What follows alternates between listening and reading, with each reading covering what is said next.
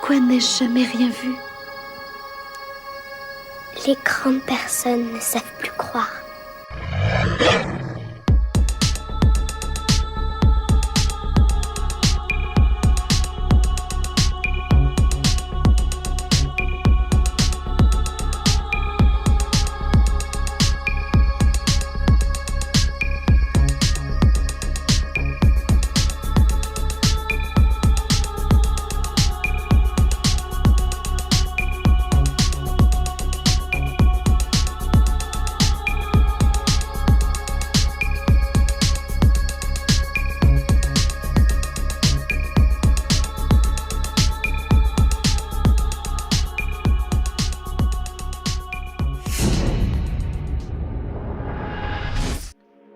Bonjour JP.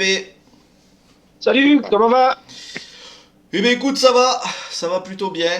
Ravi de te recevoir sur la chaîne pour qu'on puisse parler de ton œuvre, de ton Ravi livre. d'être présent chez toi, Virgile. Eh bien écoute, j'espère bien.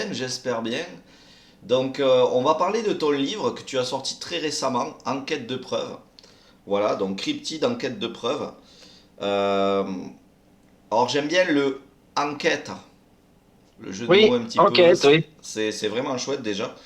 Et déjà, j'attaque direct par cette première question. Qu'est-ce qui t'a donné envie d'écrire ce livre?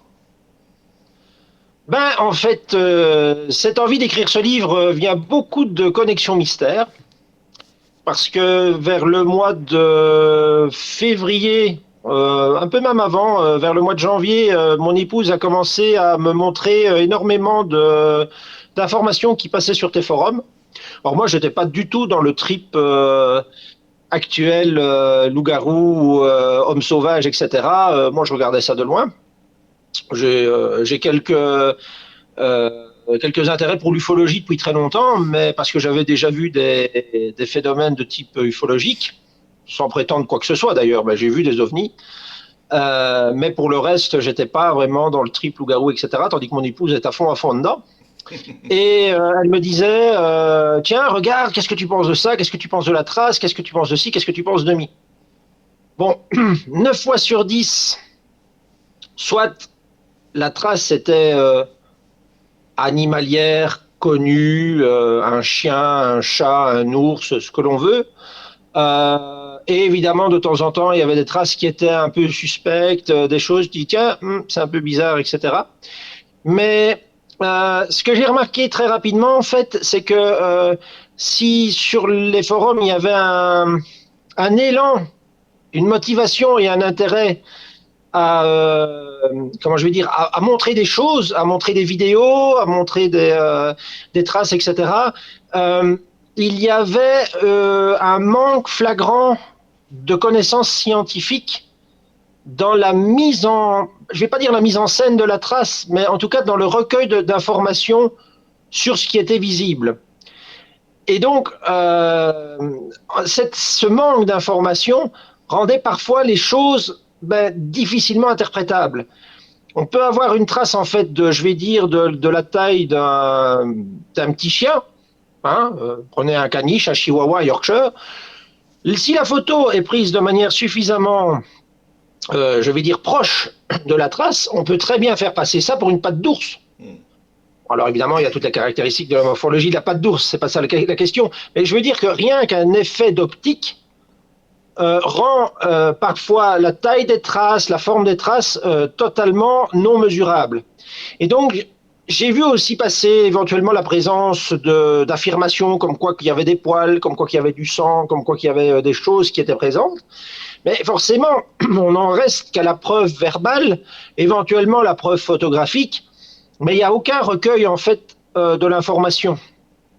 Une trace, par exemple, vous pouvez avoir la plus belle trace d'homme sauvage du monde, si on n'en fait pas une empreinte en plâtre, forcément, elle est perdue au bout de 8 à 10 jours.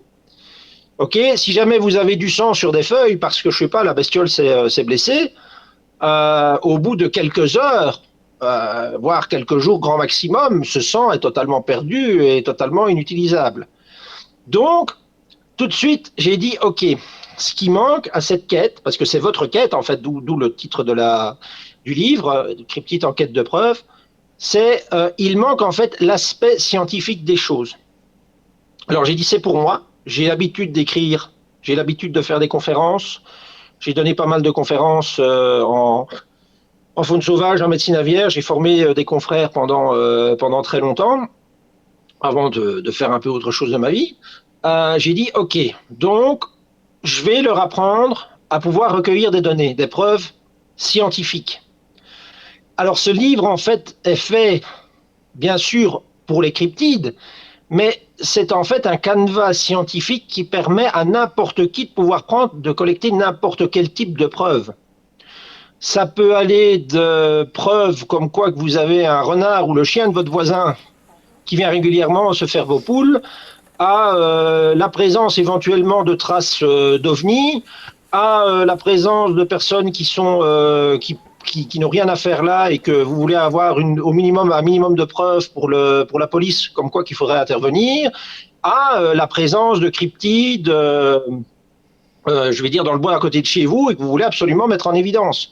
Ce livre, en réalité, alors va parler dans sa deuxième partie des cryptides, mais c'est surtout fait pour aider les gens à recueillir toutes les données scientifiques nécessaires et à avoir ainsi de la matière opposable, notamment à tous les trolls qui disent que le phénomène n'existe pas.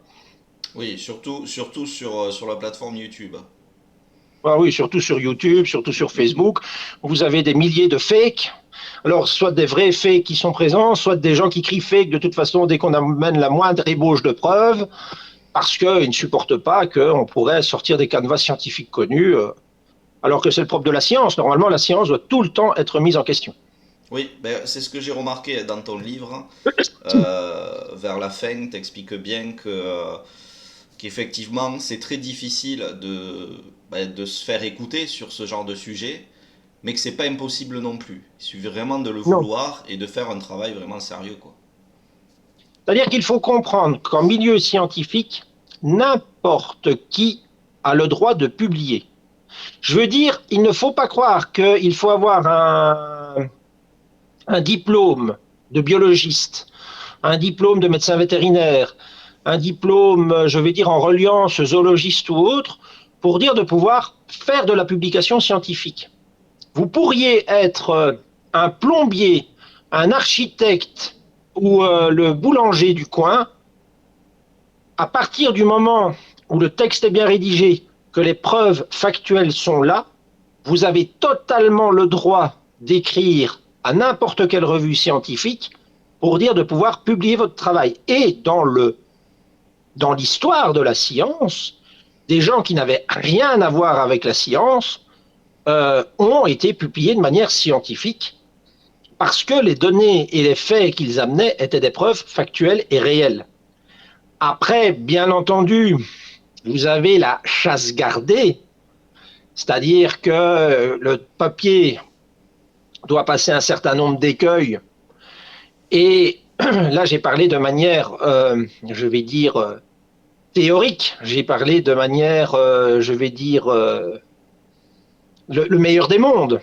Bien entendu, à ça, il y a la confrontation de la réalité, c'est-à-dire que le papier doit vraiment déjà être très solide et très sérieux pour dire que, je vais dire, les gens qui vont faire de la relecture, ce qu'on appelle ça, donc des reviewers, la relecture du texte, pour avoir leur assentiment sur votre travail, quoi. Mais dans les faits, techniquement, à partir du moment où vous avez un travail très bon, très objectif et récupérable, n'importe qui peut se permettre de faire de la science. Ça permettrait éventuellement, lorsqu'on trouve des preuves de la présence de ce qu'on appelle de cryptides, cela permettrait donc à des gens qui n'ont entre guillemets rien à voir avec le milieu scientifique de pouvoir amener leur pierre à l'édifice et de dire oui, en fait, l'espèce existe bien. Comme certains cryptides ont longtemps et comment je vais dire été considérés comme des cryptides alors que c'était des espèces réelles. Bon, dans le livre, moi je parle du kraken, mais pour exemple, il faut savoir que l'ornithorynque a longtemps été considéré comme une espèce cryptide. Les gens ne croyaient pas à l'existence de l'ornithorynque.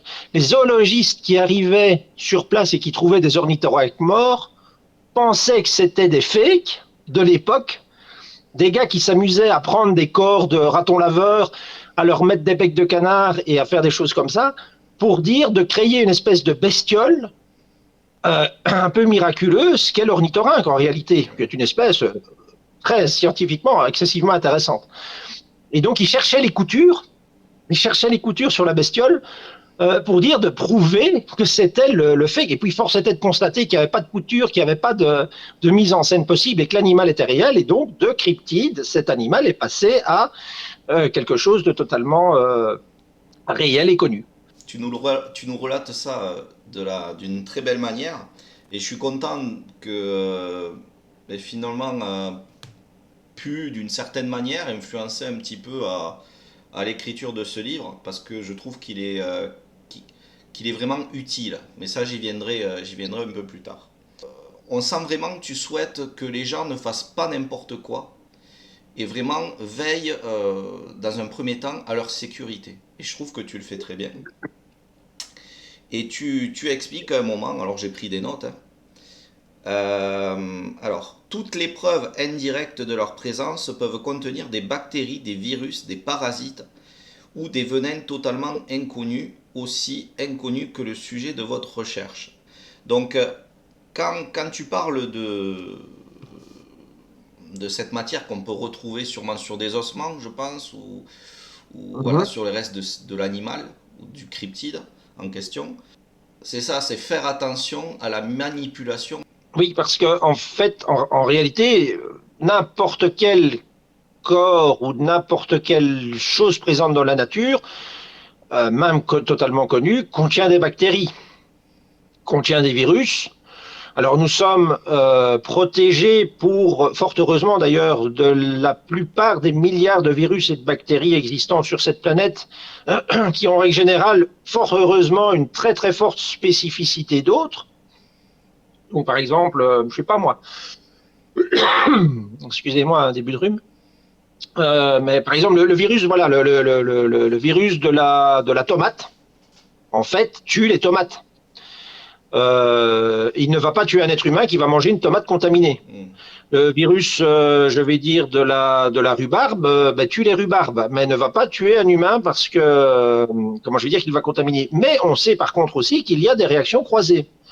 Mais le cas de Wuhan en est un très beau cas, par exemple. C'est un virus qui était issu du milieu, je vais dire, en tout cas officiellement, c'est un virus qui est issu en fait du milieu extérieur, qui est passé par plusieurs espèces animales différentes avant d'arriver, comment je vais dire, avant d'arriver chez nous.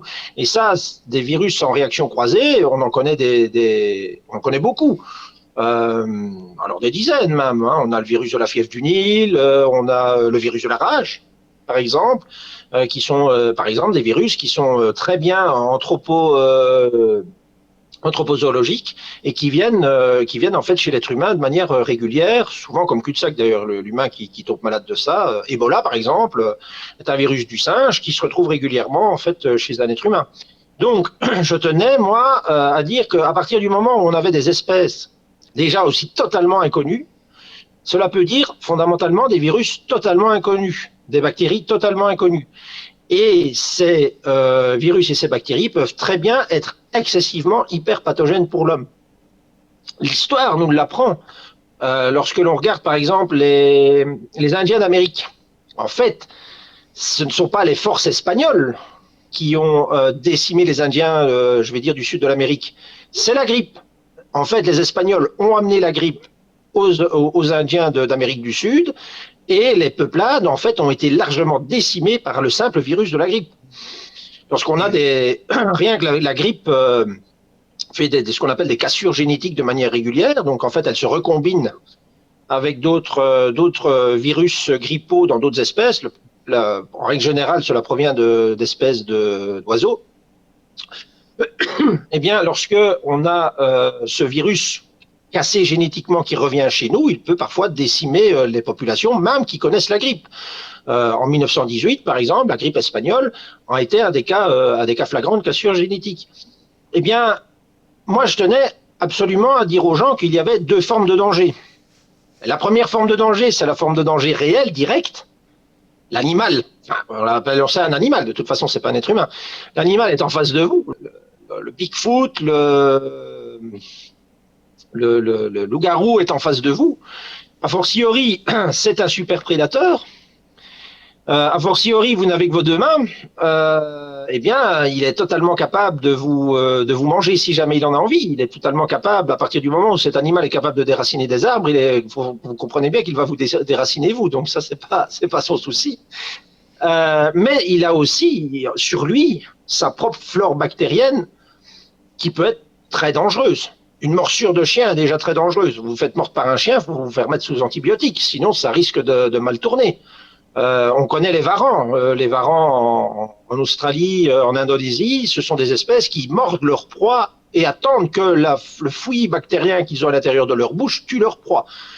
Donc, on peut avoir ce même genre de problème, bien entendu, avec un cryptide dont on part du principe qu'on ne connaît rien du tout. J'ai vu ça avec les dragons de Komodo, du Komodo. Voilà, Voilà. tout à fait. Les dragons de Komodo tuent les antilopes en fait en les mordant et puis en attendant que l'antilope fasse une septicémie 8 jours plus tard. Exactement. Et alors moi j'ai beaucoup aimé cette partie où vraiment avant d'aborder cette quête, tu mets vraiment les gens, euh, voilà, tu leur expliques bien que c'est pas une démarche anodine et qu'il faut voilà, se préserver, faire attention à soi.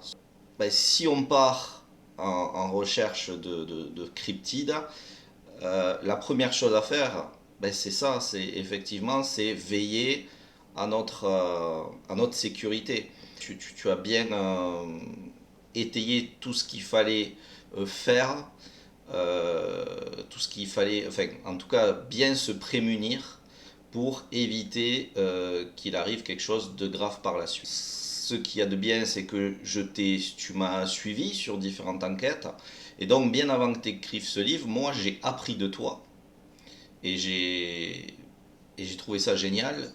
Et tu vois, par exemple, je me rappelle quand j'étais allé dans cette grotte dans le Jura où il y avait ces vieux ossements, eh bien, je pense que si je t'avais pas rencontré avant, je les aurais manipulés.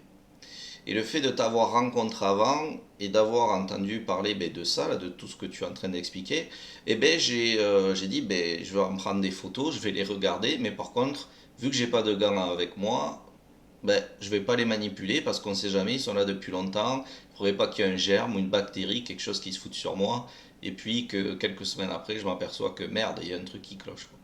Donc voilà, En effet, je trouve vraiment ça intéressant et important de le dire. Et toi, tu l'as écrit. Et je pense que ça va être très utile à ces futurs enquêteurs. Voilà. c'est-à-dire que prudence, c'est la mère de la porcelaine. Donc, il faut essayer de rester soi-même le mieux en vie possible et le mieux en bonne santé possible.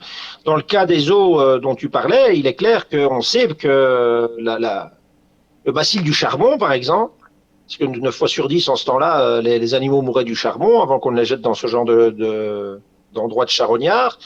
Le bacille du charbon peut vivre à l'état de sport pendant des dizaines, et je ne m'avancerai pas, mais peut-être même des centaines d'années à l'état de sport. Et du jour au lendemain où ces spores se font inhaler parce qu'on a manipulé les eaux, parce qu'on a manipulé les choses, forcément, la personne qui a aspiré ça peut très bien faire des problèmes respiratoires assez sévères. Bien sûr, oui. Tétanos, très connu pour ce genre de problème. Vous avez des spores tétaniques qui sont présentes dans le sol pendant des dizaines d'années, qui ne bougent pas. Et puis du jour au lendemain, où le terrain devient favorable parce qu'elles ont été mises en contact avec du sang humain ou du sang d'animal, etc., commence à faire un développement de pathologie, bien entendu. Donc d'où l'importance de se protéger un minimum. Alors évidemment, cordonnier sur les plus mal chaussés, il est vrai que j'ai facile à dire ça, alors que 9 fois sur 10, j'y vais sans gants, j'y vais sans trucs, j'y vais sans machin. Mais la théorie comment je vais dire, la théorie veut qu'on essaye de se protéger un maximum. Et sachez d'ailleurs, de toute façon, qu'en tant que professionnel, il y a des moments où je sais quand je dois me protéger aussi. Quand je vois certaines plaies, quand je vois certains trucs, quand je vois certains machins, je fais bon, là, j'y vais pas avec mes doigts, hein, sinon, là, ça devient dangereux, quoi. En Donc, tout cas, il faut savoir moi se protéger. je suis le parfait exemple de celui qui s'est protégé finalement grâce à tes dires. C'est-à-dire que voilà, moi j'ai pu échanger avec toi avant de me rendre là-bas, et c'est vrai que quand tu parlais voilà, de ce que tu es en train de nous dire là, j'ai réfléchi à deux fois. Et comme tu l'as dit, c'est vrai qu'on ne pense pas forcément à mettre des gants et tout ça, des machins, ou à les avoir sur soi. Et je me suis dit, bon, ben, on va éviter de faire n'importe quoi, on va faire de belles photos, essayer de, voilà, pour que toi tu puisses ensuite en faire des analyses correctes. Mais voilà, j'ai évité de les manipuler. Et je t'en remercie du coup, parce que, ben, bon, même si il serait peut-être forcément, peut-être en grande partie rien passé, mais on ne sait jamais. On ne sait Ouais, jamais. oui. Et je trouve ça bien que voilà, que tu l'exprimes ici, pour que les gens puissent l'entendre. Ouais. Ensuite, j'aimerais aussi passer sur cette partie de ton livre où je m'attendais pas en fait à voir cette partie-là dans ce livre et ça m'a assez étonné, mais en même temps surpris, mais dans le bon sens du terme, où tu parles des fakes. Oui. Voilà, je m'attendais pas à ça et j'ai trouvé ça, ben, le fait d'être surpris, j'aime bien, je trouve ça cool. Et ben, du coup, voilà, est-ce que tu peux nous en dire un peu plus là-dessus? Et je trouvais tellement important, euh, en fait, le, je ne sais pour quelle raison. Je pense que les raisons sont multiples. En fait, il y a une envie de faire du buzz déjà, hein, se dire que la vidéo qu'on a créée va faire des milliers ou des dizaines de milliers de vues, soit avec un besoin financier derrière ou non, hein, puisqu'on sait très bien que les vues, c'est génératrice d'argent. On peut créer des photos, on peut créer des vidéos, on peut même créer des fausses preuves. Même la science, en fait, est jonchée de dizaines de papiers scientifiques qui ont été révoqués par la suite parce qu'en fait, les preuves avaient été créées toutes pièces par leurs inventeurs. Hein. Voilons pas la face. Je voulais justement parler de tous ces problèmes de fake. Pour à la fois que les gens qui puissent présenter leurs preuves, donc ne prenez pas ça à l'inverse, ne créez pas un fake sur base des choses que j'ai dit pour ne pas pour démonter un fake, hein, d'accord. Mais ce que je dis, c'est que sur base de vos preuves, de manière factuelle, il fallait faire attention à la présentation de manière à ce qu'on ne vous dise pas d'office, c'est un fake. D'une part, et d'autre part, je voulais que les gens puissent aussi dénicher par eux-mêmes les fakes pour ne pas tomber, ne pas être crédules et ne pas tomber dans le panneau. Il y a des choses, honnêtement, que je vois sur Internet. J'en parle d'ailleurs, un exemple, c'est ces deux loups-garous dans le bouquin. Elles sont très bien faites. D'un aspect extérieur profane, c'est très bien fait. On pourrait vraiment se dire, waouh, là, on est sur quelque chose de costaud. Le gouvernement nous ment, c'est la fin, c'est le machin, c'est le truc, c'est le bidule. Mais en réalité, quand un œil plus, euh, disons, vétérinaire, quand on a un œil plus Plus professionnel aiguisé. qui tombe dessus, on se fait, bon, ok, il y a quelque chose qui va pas, quoi. Le gars qui a monté le canular ne sait pas comment se termine l'agonie d'un animal. Enfin, c'est pas comme ça, l'agonie d'un animal. Euh, donc oui, il y a des détails de dents, des détails de bouche qui font, bon, ok, c'est le même masque qu'on a mis, mais de manière différente. Donc, je voulais attirer les gens sur le détail, sur la précision du détail, pour que les fakes, en tout cas les plus grossiers, puissent être dénichés et que justement, ça ne fasse pas le buzz. Parce que, en fait, le problème de tous ces fakes, donc soit ils sont faits pour faire le buzz, soit ils sont faits pour décrédibiliser une cause. Donc, alors moi, les cryptides, c'est pas ma cause. Je veux dire, moi, les cryptides, c'est quelque chose de très intéressant. C'est pas ma quête. Mais je veux dire que votre quête ne doit pas être décrédibilisée parce qu'il y a énormément de gens qui puissent, je vais dire, voir des canulars et à force de crier au loup, eh bien forcément, quand de temps en temps il y a quelque chose de réel qui se produit, ben là, tout de suite, les gens crient au fake, au machin, au truc, au bidule, en disant que oui, mais non. On l'a bien vu d'ailleurs, par exemple, avec Existence. Moi, personnellement, j'ai été sur place, j'ai vu les preuves, j'ai vu les choses. J'ai bien entendu dit la première chose aussi que ça pouvait être un fake. Je n'ai aucune preuve, bien entendu. Je n'étais pas là au moment de la création de la trace. J'étais pas là avec mon petit appareil photo pour voir la bestiole créer la trace. Mais en tout cas, j'ai vu un faisceau de présomption comme quoi ces traces étaient quelque chose de fait par un animal réel et non pas un canular. Mais malgré tout, ça n'a pas empêché dans les commentaires de voir régulièrement fait, canular, machin, etc. On voit bien quand même que ça a été fait par-ci, par-mi, par machin, par des gens, entre guillemets, plus profanes que moi. D'accord. Donc, tu vois, le truc est là. Je voulais que, à force de crier au loup, forcément, quand il y a quelque chose quand même qui doit sortir de l'ordinaire, bien, les gens puissent vraiment faire la différence entre non, ça c'est quand même, on part sur du réel. Il y a par exemple ici, il y a eu très peu de temps sur ton forum, la présentation d'une maman, visiblement Bigfoot ou Sasquatch, etc., qui se promenait avec un bébé sur le dos. Ben, honnêtement, si c'est un canular, c'est très bien fait. Parce qu'on voit le bébé qui bouge, on voit le bébé qui tourne sa tête, on voit c'est quand même digne c'est quand même digne de chez Disney, quoi. Mm. Donc si c'est du faux, c'est du vraiment bien fait comme faux. Voilà. D'où le problème, c'est qu'on ne sait jamais remonter les sources. C'est très rare qu'on sait remonter les sources d'une vidéo, savoir qui c'est qui l'a prise. Il y a un canular, par exemple, qui traîne depuis très très très longtemps sur Internet à propos d'une pyramide à Nice. Personnellement, que j'ai investigué il y a 4 ans d'ici, en fait, c'était la fameuse pyramide de Nice qu'on avait démontée pour faire une autoroute. D'où crier au scandale, ancienne archéologie, machin, blablabla, on détruit les preuves, la présence des pyramides en France, blablabla, etc. J'ai retrouvé, en fait, avec mon épouse, la personne qui a pris la photo. Et cette personne, elle m'a dit non, c'est pas une pyramide. Sous cet angle-là, on voit une pyramide. Mais en réalité, la prise de mes photos, sous l'angle où je l'ai pris, on croirait de fait que c'est une pyramide. En réalité, c'était un flanc de montagne qui était mis en palier et sur lesquels, en fait, sur ces paliers, en jardin suspendu, les gens, en fait, faisaient leur jardin, faisaient comment je vais dire, leur nourriture, faisaient pousser leurs patates, quoi.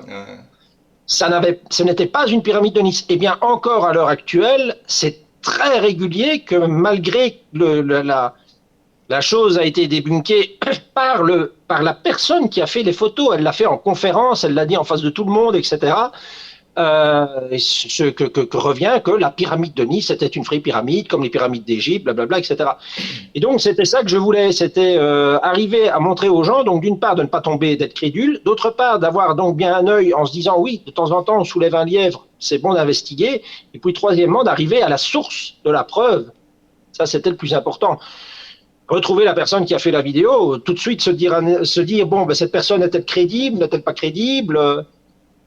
D'accord, on voit vite si jamais on a affaire à un gars qui se barre et qui s'amuse à créer des canulars, ou bien si jamais c'est en réalité quelque chose de réellement surprenant en face de soi. L'affaire dont tu nous parles, Annie, j'en avais entendu parler, et ça me fait penser aussi à une histoire d'un réalisateur qui avait créé dans les années 90 une sorte de vidéo d'un enlèvement extraterrestre, et c'était en fait filmé comme... alors je ne sais plus comment on appelle ça, ce genre de concept, c'est un nom, comme le film Blair Witch, mais avant que le film Blair Witch sorte. Et donc ça a été vraiment bien réalisé. Et du coup cette personne-là, le réalisateur du film, explique encore à l'heure d'aujourd'hui que ça a été inventé, c'est de la fiction. Mais ça a tellement été bien joué qu'il y a des gens qui vraiment sont persuadés que ce qui a été filmé est vrai. Et donc lui, à l'heure actuelle, est obligé de dire non, je vous conjure que ce que j'ai fait, ce n'est absolument pas vrai, ça a été réalisé, voilà, j'avais envie de réaliser un film sur les enlèvements extraterrestres et tout ça, je l'ai conçu de cette façon pour que ça donne cette impression de réalité, mais ça ne l'est absolument pas. Eh bien, les ufologues, certains ufologues assez reconnus là-bas aux États-Unis, disent qu'en fait c'est lui qui est payé ou carrément qui dit n'importe quoi, celui qui a réalisé le film, pour dire non, qu'en fait c'est pas vrai, mais qu'en fait c'est vrai, mais c'est un truc de fou, ça fait flipper quoi. Et je comprends tout à fait du coup ce que tu veux dire avec cette histoire de Nice, quoi, cette pyramide. C'est pour ça qu'il n'y a rien de pire en fait, et ça je le mets dans le livre, il n'y a rien de pire que la foi. Croire absolument en quelque chose provoque en fait ce qu'on appelle des biais, en fait, des biais cognitifs. C'est-à-dire que le cerveau se met à interpréter tout ce qu'il voit comme si jamais c'était la réalité de sa réalité à lui. C'est-à-dire qu'un gars qui jure, grand Dieu, par tous les saints, que les Bigfoot existent, en fait, ce premier biais de la réalité, c'est que n'importe quelle trace, ça, c'est une trace de loup-garou ou c'est une trace de Bigfoot. Sans vouloir vérifier et contre-vérifier la preuve, la charge de la preuve, jouer au 10e homme en réalité, et donc se dire, bon, ok, partons du principe que c'est un canular, soyons le 10e homme, prouvons que c'est un canular avant de prouver que c'est une trace de Bigfoot. On a ce problème-là, c'est que les gens sont tellement dans la foi que tout doit aller dans leur sens. Ce pauvre homme qui a fait cette vidéo doit sûrement être, je vais dire, dans le vrai et dire qu'en réalité, il a vraiment fait cette vidéo parce qu'il avait envie de faire quelque chose comme un canular. Mais les gens sont tellement dans la foi d'attendre la preuve qu'ils vont dire non, non, mais c'est le gouvernement qui paye ce type pour que maintenant il capte son travail, etc.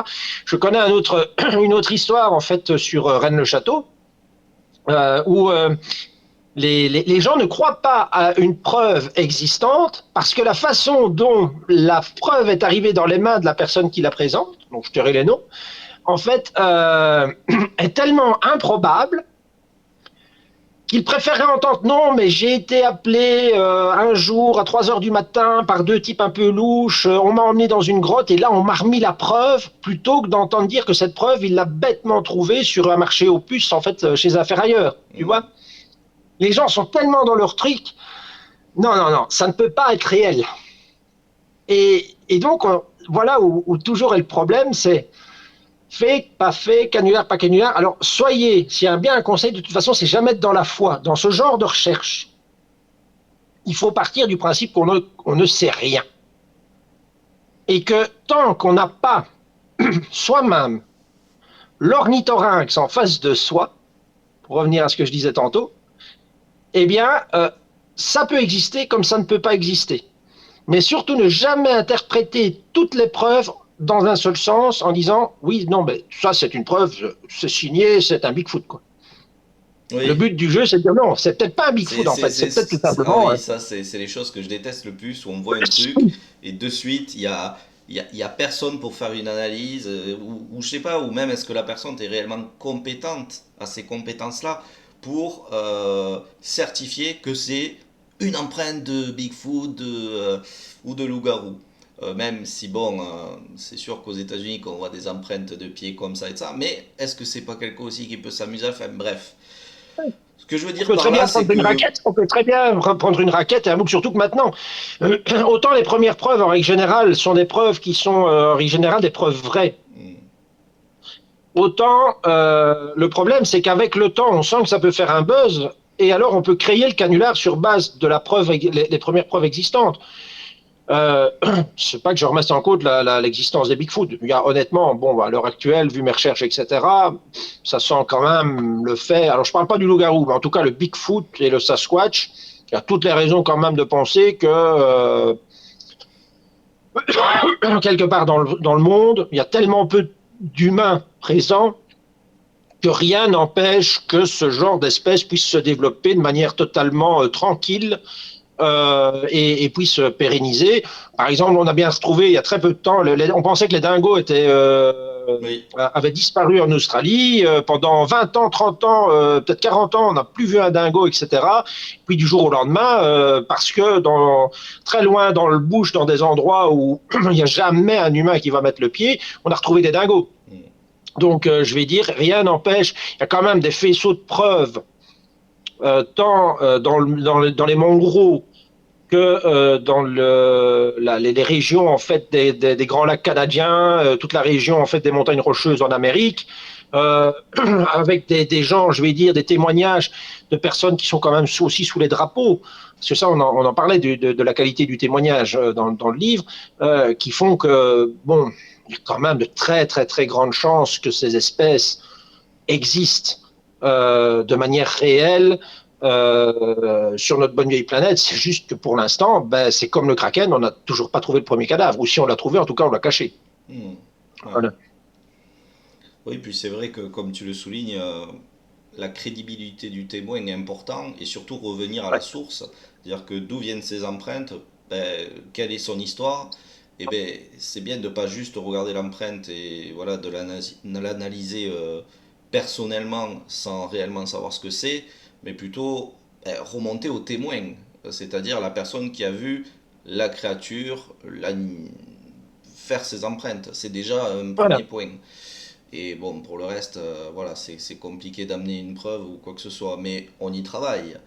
Et Oh, on y travaille. on y travaille. Mais je trouvais ça vraiment intéressant que tu mettes une partie, et cette partie fake dans ce livre, parce que ça va permettre aussi aux gens, tout comme moi, hein, de faire attention de ne pas se faire manipuler. Moi, si j'ai créé ma chaîne, c'est surtout aussi par rapport à ça, c'est que ça me dérangeait. Il y avait des zones d'ombre, il y avait des choses qui me semblaient vraiment louches. Enfin voilà, qu'on réfléchit un petit peu, qu'on se fait son analyse personnelle, qu'on cherche à droite, à gauche. On voit bien que il y a des choses qui collent pas, et puis c'est difficile de faire confiance à des gens voilà, qu'on ne connaît pas.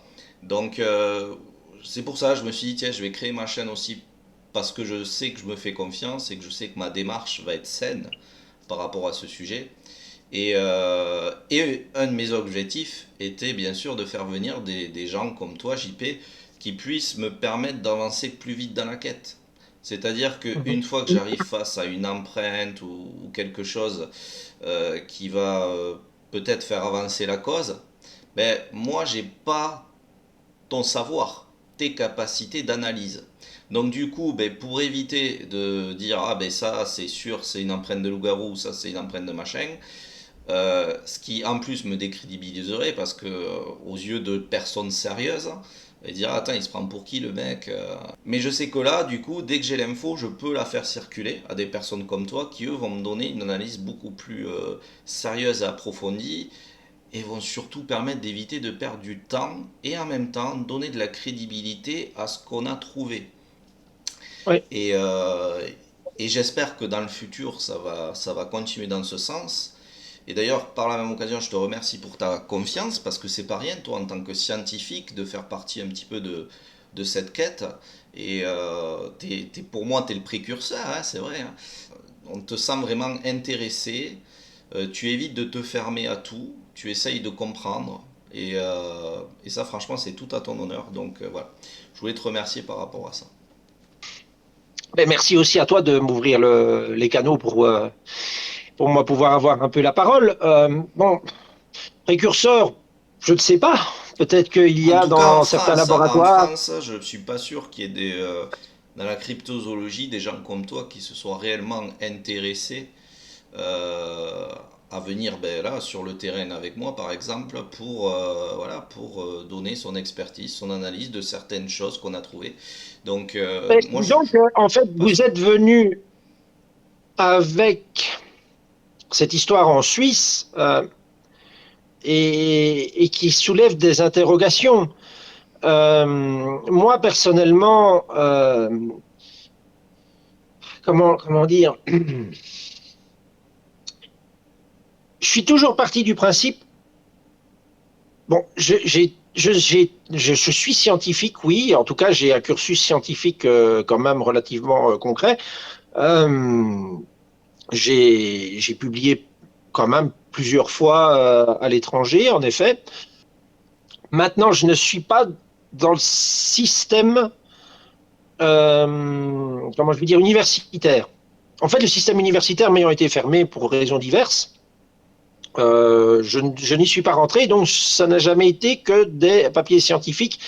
Je vais dire que j'ai pu faire grâce à mon activité professionnelle, mon activité en centre de soins pour la faune sauvage et sur des fonds privés, qui n'étaient pas des fonds je vais dire, comme ceux d'un musée ou ceux d'un zoo, ou ce sont des fonds privés qui m'ont chaque fois financé pour mes travaux scientifiques. Et ces travaux scientifiques ont été publiés, donc je vais dire, ils ont eu la connaissance des pairs. Je suis parti toujours du principe que la science était là, on était là pour faire progresser la science. À partir du moment où il y a des questions, ces questions doivent trouver une réponse. Ces questions doivent trouver une réponse. Des gens voient des choses, et ils n'ont pas la réponse à ce qu'ils ont vu. Il y a des empreintes qui existent et il n'y a pas de réponse à qui a fait ces empreintes. Donc, en tant que chercheur, à partir du moment où j'ai les compétences minimum pour moi pouvoir travailler sur la faune sauvage, travailler sur les oiseaux et les animaux, ces compétences me permettent d'essayer de trouver les réponses aux questions de ces gens. Puisque le cadre de la cryptozoologie, on parle d'animaux. Donc le but du jeu est d'arriver à trouver la bonne réponse. Mais moi, mon travail s'arrête à ça. Je veux dire, après, on peut parler de la réputation des gens, de ci, de mi, etc. Moi, personnellement, je suis pas là pour avoir une réputation. J'ai jamais été là pour être le premier, le dernier ou le machin. Ou je suis juste là pour être humblement quelqu'un qui essaye de se mettre au service de la vérité, quelle qu'elle soit. Et je me passionne en effet pour des sujets. La cryptologie fait partie de mes sujets à l'heure actuelle, mais bon, par exemple, à l'heure où je te parle, je suis sur un nouveau livre sur les soins à la faune sauvage. Il n'y a pas de livre en fait en réalité sur pour le vétérinaire lambda.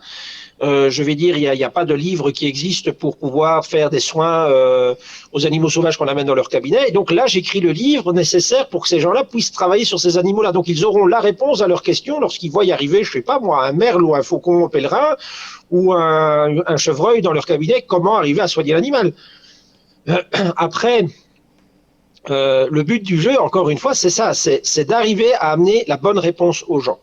La cryptozoologie, pour l'instant, il n'y a pas de réponse, et donc je suis très intéressé. En effet, je lis beaucoup. Je passe sur ton forum notamment de manière régulière pour voir ce qui s'y dit. Je cherche l'information. Parfois sur des choses qui m'intéressent, j'essaye de retrouver la source. Parfois c'est en Amérique ou des choses comme ça. Donc il y a un travail, je vais dire, en souterrain derrière. Parce que vous avez réussi à me soulever des questions qui suscitent mon intérêt.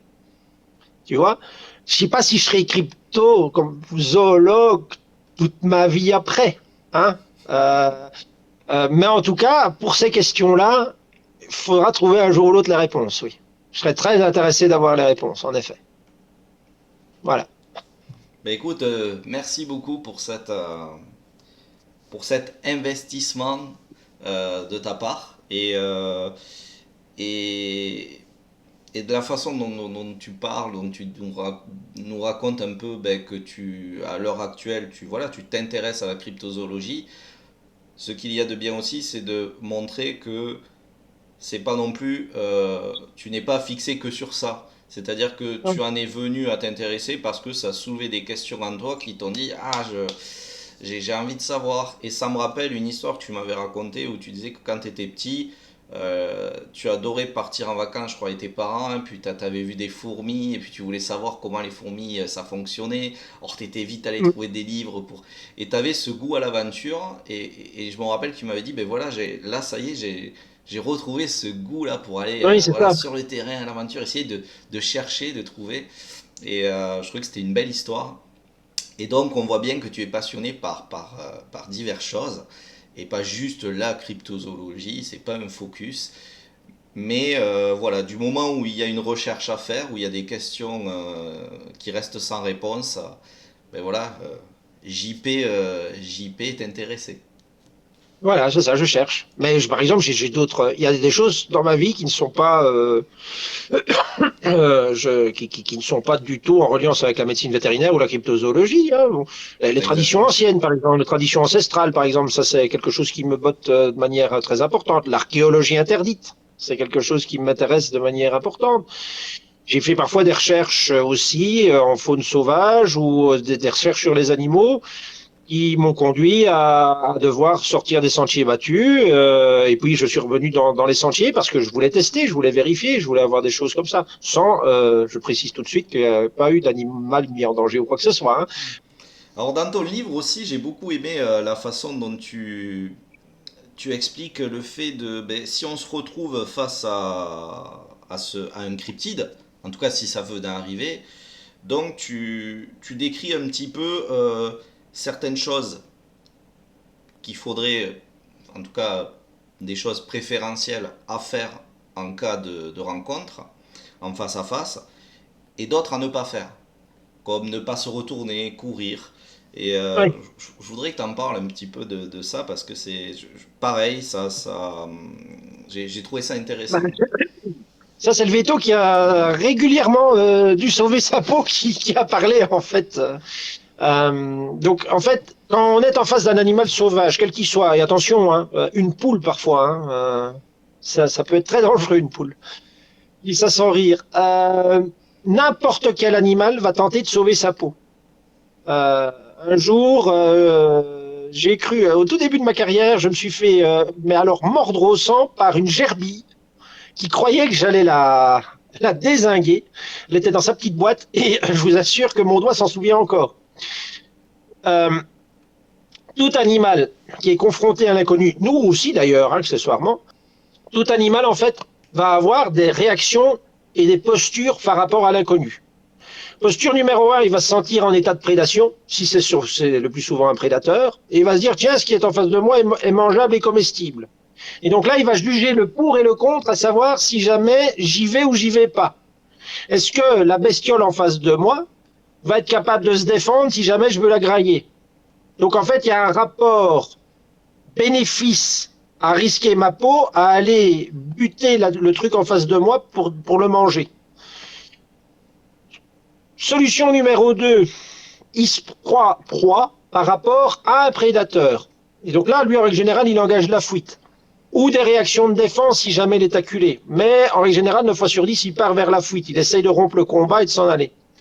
Ce qu'on voit souvent d'ailleurs avec les Sasquatch, quand on voit des vidéos, pour peu que ce soit des choses vraies, on voit rarement un Sasquatch commencer à charger le caméraman. Ce qu'on voit plutôt, c'est un animal qui essaye de partir au loin, en disant, bon, évitons les emmerdes. Quoique, il y a aussi des rumeurs comme quoi que certains chasseurs auraient fait la mauvaise rencontre. Et là, visiblement, quand le Bigfoot ou le Sasquatch a vu que le chasseur était armé, bon, il a réglé son compte au chasseur. Donc, visiblement, il sait se défendre aussi face à un agresseur.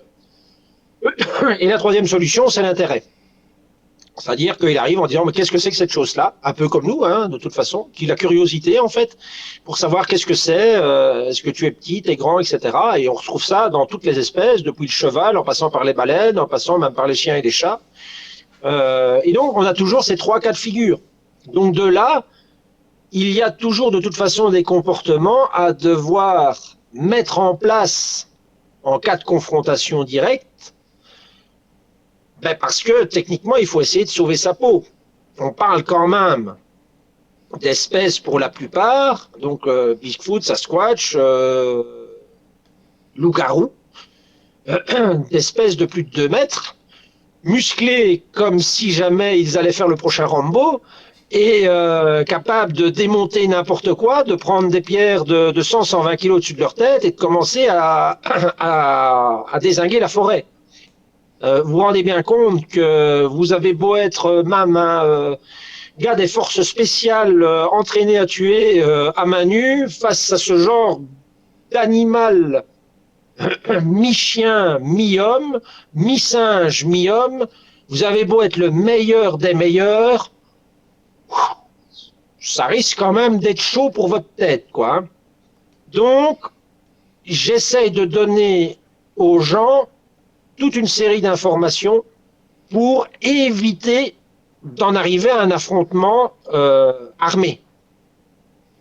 Alors déjà, prendre du recul, rester dans des positions qui ne sont pas rigides. 9 fois sur 10, il faut savoir que dans les combats, observez des chiens entre eux lorsqu'ils vont se battre.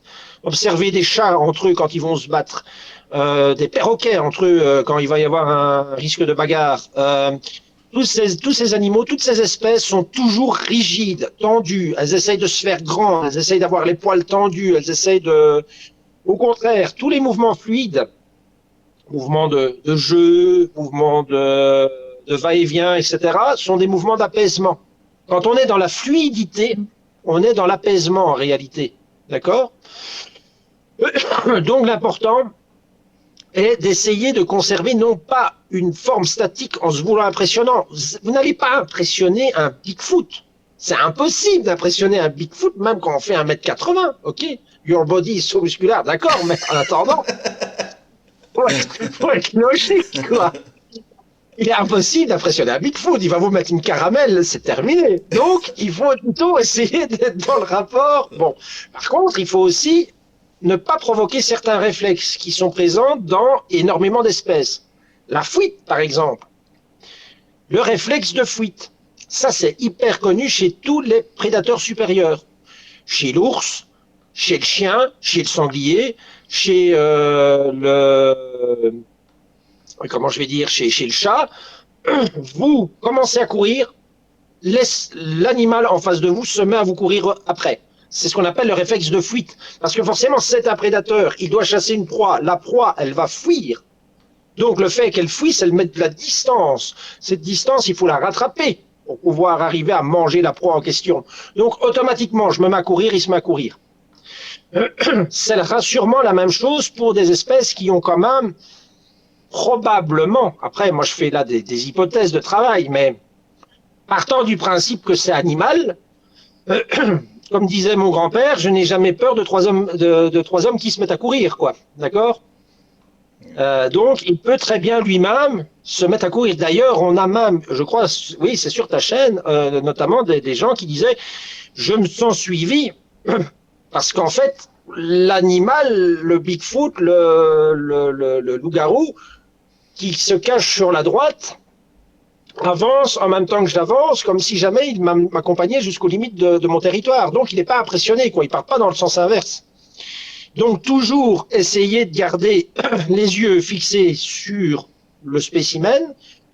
Si on se sent vraiment, et vous le comprendrez vite, si jamais il se met à faire les muscles, à montrer de l'agressivité, à crier ou à machiner, malgré tout, on recule pas à pas, sans montrer de signe de fuite, mais on lui montre aussi qu'on n'est pas prêt à mourir sans se défendre. Donc c'est ce subtil jeu de dire, ok, moi je te veux pas de mal, mais t'approches pas, sinon je suis capable de te blesser. À partir du moment où l'animal qui est en face de vous ne se sentira pas non plus dans les capacités de se dire, je vais lui rentrer dedans, lui-même ne va pas se lancer dans une charge, parce qu'il se dit, je vais peut-être prendre aussi un mauvais coup. Après tout, je ne sais pas ce que j'ai en face de moi, un être humain, blabla, etc. D'accord? C'est clair que si jamais vous partez vers la confrontation, commencez à vous faire grand, prendre un morceau de bois, faire un machin, genre, là, vous risquez d'envoyer l'information à cette espèce, il veut m'attaquer, et il veut que je sois son repas. Donc, à ce moment-là, lui-même risque de se défendre. Je vous conseille pas, de toute façon, d'aller faire ça, par exemple, allez faire ça à un taureau, quoi, hein. Vous allez voir ce que le taureau, il va faire. Donc faites ça à un Bigfoot, vous allez voir ce que le Bigfoot va vous faire. Donc, le but du jeu, c'est de rester calme, rester serein, avoir des mouvements plutôt fluides. Éventuellement, alors j'émettais l'hypothèse que lui présenter, d'ailleurs on sait que chez les grands gorilles, ça peut marcher, c'est décrit, manger des feuilles, faire semblant de prendre de la végétation, de la verdure, c'est lui prouver qu'on est un herbivore et pas un carnivore qui en a à sa chair, et commencer à mettre de la distance. Ça, c'est dans le cadre d'un comportement soit agressif, soit véhément de la part de l'espèce qu'on a en face de soi. C'est le premier cas de figure. Le deuxième cas de figure, forcément, c'est que l'animal s'enfuit. Bon, s'il s'enfuit, je ne vous conseille pas de courir après, parce qu'il pourrait peut-être à un moment se retourner en se disant, ok, il essaye de me grailler, donc là, je vais commencer à me battre. Surtout en plus si vous ne connaissez pas la géographie du lieu. Je vais dire, si jamais vous allez risquer d'acculer l'espèce, je vais dire dans un cirque par exemple, ou dans une caverne ou quoi que ce soit, il risque peut-être de se retourner en disant bon, j'ai plus d'issue, maintenant il faut que je me batte. La troisième solution, c'est l'intérêt. Alors là, par contre, je donne aussi quelques solutions, parce qu'on voit qu'il n'est pas dans un état de me dire je vais commencer à me bastonner, c'est plutôt que j'ai de l'intérêt. J'ai de l'intérêt pour l'espèce qui se trouve en face de moi. Donc là, on peut tenter de la communication. Tout en gardant toujours une distance de sécurité, bien entendu. On peut commencer à faire de la communication. Par exemple, la meilleure des communications, c'est la communication écrite. Donc s'il y a moyen, ou la communication par le son. Alors la communication par le son, j'en parle pas dans le bouquin, mais par exemple la communication écrite, si jamais vous avez la chance d'avoir un terrain plus ou moins sablonneux ou quoi que ce soit, vous pouvez essayer de faire un dessin dans le sol. Et voir ce que lui va réagir, si jamais il essaie de copier le dessin. La communication par le son, donc ça c'est un scoop pour le pour l'interview, ben, c'est par exemple, vous prenez un arbre et Ouais, commencez à tapoter, quoi. ça serait le happy ending, quoi. Voilà. Et là, vous voyez un peu comment il réagit. Par contre, méfiez-vous de vos propres sons gutturaux. Hein. Pour lui, ça peut être une interprétation d'un cri de guerre ou d'un cri de combat. Donc ça, méfiez-vous de votre propre vocalise. En règle générale, la plupart des espèces qui sont en état de stress, en tout cas en faune sauvage, ce sont des sons rauques. Tu vois, pour essayer de se faire impressionnant. Au contraire, les sons en aigu et i, comme ça, en règle générale, sont plutôt des sons apaisants. Plus c'est en aigu, plus on est vers l'apaisement. Plus on est dans le rauque, plus on est dans le combat. Il suffit de regarder, je sais pas moi, n'importe quel chien qui va se mettre à vous aboyer à la... Ce sont toujours des aboiements rauques pour montrer je suis là, je suis impressionnant. Donc méfiez-vous de ne pas avoir des mouvements gutturaux rauques vis-à-vis de l'espèce alors que vous êtes à son contact. Dernière chose aussi, c'est de penser que, en général, ce qui marque souvent le plus d'intérêt dans la vie, c'est la jeunesse. Donc le spécimen que vous avez en face de vous peut être un jeune, en réalité, qui a de l'intérêt en se disant qu'est-ce que c'est. Ça veut dire que si jamais il est jeune et qu'il fait qu'est-ce que c'est, ça veut dire que les parents sont pas très loin. Et il n'y a rien de plus farouche dans le monde animal qu'une mère qui protège son enfant. Donc, veillez à ne jamais montrer de signes agressifs vis-à-vis d'un bébé en face d'une mère, que ce soit un cryptide ou que ce soit une espèce sauvage. Toujours essayer de mettre une distance et prier d'ailleurs pour que le bébé, pour une raison X, Y ou Z, ne se mette pas à crier.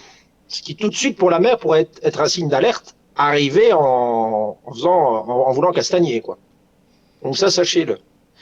Après, on peut préjuger que même sur des adultes, on ait des comportements d'intérêt. Je veux dire, dans énormément d'espèces adultes, les vaches, les chevaux, même les chiens, etc., jusqu'à très tard dans leur vieil âge, ils peuvent avoir des comportements d'intérêt pour énormément de choses. Donc là, on peut aussi avoir des animaux adultes en face de soi. Mais sachez qu'en règle générale, l'intérêt et la curiosité, c'est un aspect propre à l'enfant. Hein. Donc de la méfiance, il est peut-être parfois pas tout seul.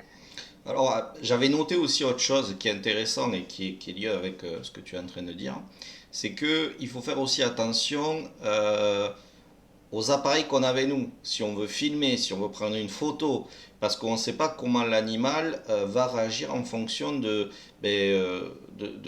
si c'est par exemple un téléphone, une caméra, lui peut interpréter ça différemment. Et du coup, par la même occasion, nous mettre en danger. Or, je dis ça parce que souvent on dit ouais, pourquoi on n'a pas la photo, pourquoi vous n'avez pas filmé. Mais là, c'est très bien dit et très bien décrit. C'est que si on part dans l'hypothèse que ça soit juste un animal, forcément, lui, comment il va interpréter ça? Et il peut très mal le prendre finalement. C'est ça, le problème c'est qu'on ne sait pas, on n'est pas dans la tête de l'animal qui se trouve en face de soi. Ça peut être une espèce hyper intelligente venant d'un vaisseau spatial, comme ça peut être quelque chose de totalement bourrin qui ne vit que dans une caverne. On ne sait pas. Donc le problème c'est que déranger la stabilité d'une situation peut entraîner des conséquences totalement imprévisibles. D'où l'intérêt, comme je le disais, de toujours avoir une caméra type GoPro qui est en permanence en train de filmer la situation, depuis le moment où on entre dans le bois jusqu'au moment où on en sort. Parce qu'au moins, si jamais on tombe de manière totalement fortuite sur l'événement, au moins on a des preuves en fait qui sont chargées par la caméra. Mais par rapport au fait où on est là, on a les deux mains, et puis tout d'un coup, on va sortir un instrument de sa poche pour dire de commencer à faire des photos avec des flashs, avec des lumières rouges. Le rouge, en général, c'est signe d'attaque. Donc, ou voire même, pas de bol, un reflet dans le téléobjectif depuis le soleil ou la lune ou le machin tout ça peut entraîner dans l'esprit de l'espèce qu'on a en face de soi, quelque chose, dire ah mais il est en train de sortir une arme à projectile pour me tuer ou il est en train de sortir quelque chose. On ne sait pas le degré d'intelligence. On suspecte qu'ils ont une bonne intelligence, au moins l'intelligence des singes, au moins l'intelligence du chien. Mais on ne sait pas réellement. Si ça se trouve, en fait, ils ont tous des systèmes de spatio-camouflage qui font qu'en fait, ils sont parmi nous depuis des années et que ton Glimmerman, en réalité, n'est jamais qu'un Bigfoot déguisé. D'accord? Ça, on n'en sait rien. À l'heure qu'il est, on n'en sait rien. Donc, il faut partir du principe que tout mouvement qui va entraîner un changement dans la dynamique de l'échange peut potentiellement être interprété comme un signe d'agression. Et donc, sortir à ce moment-là l'appareil en faisant « Waouh, je vais faire une photo », mesurer le pour et le contre. Vous voyez un peu déjà comment ça se passe. Soyez discret.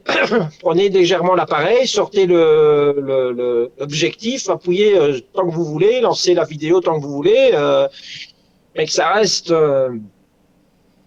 Il faut essayer d'être discret. Ouais. C'est déjà connu déjà en anthropomorphisme. Je veux dire, des gens qui arrivaient dans des régions avec des appareils photos sur des peuplades sauvages, considérées comme telles, parfois, le simple fait de sortir l'appareil photo, il prenait une volée de flèches. Donc on n'est pas à l'abri de ce genre de problème. Donc oui, méfiance, oui, en effet. Ben, là, du coup, ça me fait rebondir sur ce qui se passe un peu aux États-Unis et dont certains témoins que j'ai pu écouter. Euh, il semble que là-bas, le phénomène soit un peu plus agressif, en tout cas au niveau du Dogman. Et j'ai l'impression qu'il y a possiblement un lien avec l'idée d'être armé. Alors, est-ce qu'en France, comme on est moins armé, peut-être on a moins d'attaques, moins d'agressions, mais j'ai l'impression que porter une arme n'est pas signe de... Enfin, c'est pas une bonne initiative, c'est l'impression que ça me donne. Et là, encore une fois, il y a deux solutions. Soit, en effet, l'animal par assimilation, par expérience, par transmission d'expérience, sait que les armes à feu, c'est dangereux, et que donc, quand on a un chasseur en face de soi, on risque sa peau, et donc, préventivement, on va tenter de le dézinguer, en tout cas. Soit deuxième solution, en réalité, l'arme n'a rien à voir. Je rappelle quand même qu'en France, malgré que les gens ne sont pas armés, il y a 10 000 personnes qui disparaissent chaque année. Où sont-elles? Alors il y en a qui disparaissent parce qu'elles ont réussi tellement bien leur coup qu'elles vivent à l'heure actuelle gentiment au milieu de la Thaïlande, du Sri Lanka, du Japon et autre part, avec, sous un faux nom, avec une fausse identité pour des raisons X, Y ou Z. Il y en a d'autres qui, comment je vais dire, disparaissent parce que pas de bol, sont tombés dans le trou en allant faire une marche et personne ne les a jamais retrouvés jusqu'à présent. Il y a ceux qui sont disparus parce qu'on a des gens qui ont tué d'autres gens et qui ont tellement bien fait disparaître le cadavre qu'ils ne seront jamais inquiétés. Et puis on a tous ceux qui doivent sûrement exister parmi les 10 000, comme je le disais il y a encore peu de temps avec toi, peut-être 200, peut-être 300, peut-être plus, peut-être moins. Mais en tout cas, toute une série de gens qui ont fait la mauvaise rencontre au mauvais moment dans le bois et qui viendront jamais témoigner du fait d'avoir rencontré un Bigfoot, un Dogman ou quoi que ce soit d'autre. Donc ça, est-ce que le phénomène... Ici, on a la chance d'avoir chaque fois des gens en France qui ont dit « Oui, non, mais il n'y a pas eu de problème. Je me suis bien senti un peu suivi, mais j'avais qu'une envie, c'était de partir de l'endroit, et puis tout allait bien. » À côté de ça, encore une fois, tu as 10 000 gus qui viennent pas témoigner sur ta chaîne pour te dire que tout est bien passé, quoi. Ouais, ouais. Donc, oui, il est fort C'est probable, une éventualité en tout cas. intellectuellement parlant, cette éventualité de savoir que forcément là-bas, comme en Amérique, ils sont tous armés, forcément l'espèce est beaucoup plus agressive parce qu'elle n'a pas envie de se faire désinguer, est tout à fait plausible, oui. Oui. Alors, ensuite, il y a quelque chose que j'aime beaucoup aussi, c'est à la fin du bouquin, c'est qu'en fait, tu permets aux gens d'aller sur le terrain et donc tu leur donnes la base, une base solide, donc qu'ils peuvent reproduire aussi par la suite sur un fichier Word, fichier Word ou tout simplement l'écrire, hein. Donc là, ils en ont un exemple qu'ils peuvent utiliser d'ailleurs, donc aller sur le terrain avec. Dessus, on peut voir le descriptif, coordonnées GPS, type de découverte, le contact d'une personne, son téléphone. Enfin, je vous laisserai le découvrir par vous-même, mais ça c'est hyper intéressant parce que ça permet de mettre en place une vraie enquête de terrain, même si on n'est pas grandement expérimenté. Si on a lu ce livre et qu'on a bien fait nos petites révisions, ben finalement, je trouve qu'il y a moyen de vraiment s'en sortir pas trop mal. En tout cas, si on arrive à trouver un endroit propice aux apparitions de cryptides, euh, on a ce qu'il faut pour recenser les informations les plus importantes. Et ça, je trouve ça intéressant et je trouve ça bien de l'avoir mis à la fin du livre. Parce que, ben, en plus de l'avoir lu, pour la personne qui va l'avoir en sa possession, c'est qu'il va pouvoir aussi le prendre avec lui, comme un outil de travail. Et est-ce que c'est ça que tu as voulu? Oui, tout à fait. En fait, je voulais que ce livre soit à la fois vulgarisé de manière à ce que n'importe qui puisse l'utiliser sur le terrain, à ce que n'importe qui puisse trouver du plaisir à pouvoir le lire sans qu'on parte dans des... Enfin, la science a toujours l'art de trouver des termes complètement absurdes et débiles pour dire d'expliquer des choses simples. Tout simplement parce qu'il y a énormément de scientifiques qui estiment en fait que la connaissance étant la vraie puissance, le profane n'a pas droit à la connaissance. Et donc quand on va vous dire que vous avez, je sais pas moi, une crise d'épilepsie idiopathique, hein, voilà, admettons, hein, c'est idiopathique, hein, d'accord. Et ça veut dire quoi? En fait, on ne sait pas. Mais on a sorti un beau terme pour dire qu'on ne savait pas pourquoi vous aviez des crises d'épilepsie. Et moi, ce que je voulais, en fait, c'est qu'avec ce bouquin, n'importe qui, je voulais que tout le monde, en fait, se sente intelligent. Et puisse avoir des bases solides, en tout cas. Voilà. Et se sentent pas décontenancés. Alors, je dis pas qu'il n'y a pas de temps en temps un terme scientifique plus marqué, plus machin, mais j'essaie déjà d'en donner une explication logique. Et d'autre part aussi, je voulais que ce soit un moyen simple de pouvoir commencer à travailler. Je ne demande pas aux gens qui ont ce livre-là en main de devenir des scientifiques purs et durs, mais je veux qu'ils soient capables, étant donné qu'il n'y a que très peu de possibilités de trouver des traces, de très peu de possibilités de trouver des indices, je voulais que le jour où ils tombent sur le Saint Graal, ils soient capables de le conserver. Et donc, c'est pour ça que je leur donnais vraiment des trucs simples et de base à la portée de n'importe qui pour dire de conserver le Saint Graal. Et enfin aussi, ayant une certaine expérience d'avoir fait des études épidémiologiques de terrain de manière régulière, j'ai forcément déjà fait ce genre de questionnaire pour d'autres choses, pour des travaux sur du gibier, pour des travaux sur autre chose. Et donc, j'ai fait en fait, j'ai pré-mâché le travail en disant voilà ce que vous devez chercher en fait les gars. D'où la création de toutes ces fiches techniques à la fin du livre en leur disant il n'y a plus qu'à remplir les trous en fait. Puisque les questions sont déjà posées, remplissez les trous et donc ça vous aidera à conserver au mieux l'information, à conserver au mieux le témoignage, à conserver au mieux l'information scientifique que vous trouvez, de manière à ce que quelqu'un d'autre après, si vous ne vous sentez pas les épaules d'aller plus loin dans la publication scientifique, ou dans la recherche de la vérité, mais en tout cas que vous ameniez au mieux sur un plateau l'information à quelqu'un d'autre. Je préviens aussi qu'évidemment, lorsqu'on amène l'information à quelqu'un d'autre, c'est pas sûr qu'on en sorte des lauriers. Donc, il faut toujours savoir pourquoi est-ce qu'on fait ça. Hein. Est-ce que c'est pour la quête de la vérité pure ou bien est-ce que c'est pour avoir son nom dans les journaux? C'est toujours ça qui est différent. Mais en tout cas, arriver à amener une information concrète et précise à d'autres scientifiques, à des gens plus qualifiés qui vont pouvoir traiter ces données, qui vont pouvoir faire les recherches scientifiques nécessaires. Ok, eh bien c'est ça en fait le but du jeu. Et donc de là d'être associé à tout ce travail, quoi. C'est ça, Parce que vous amenez quelque chose d'inédit. c'est aussi la finalité de cette quête, c'est aussi amener à faire comprendre au monde scientifique, en tout cas des gens qui, comme tu viens de le dire, qui ont cette capacité d'analyse beaucoup plus poussée qu'une personne lambda comme moi par exemple, à crédibiliser vraiment un sujet comme la cryptozoologie, enfin le monde des cryptides en tout cas, et qui pourrait amener par la suite vraiment qu'on le prenne beaucoup plus au sérieux. Oui, bien entendu. Mais ce sujet est déjà traité dans certaines universités.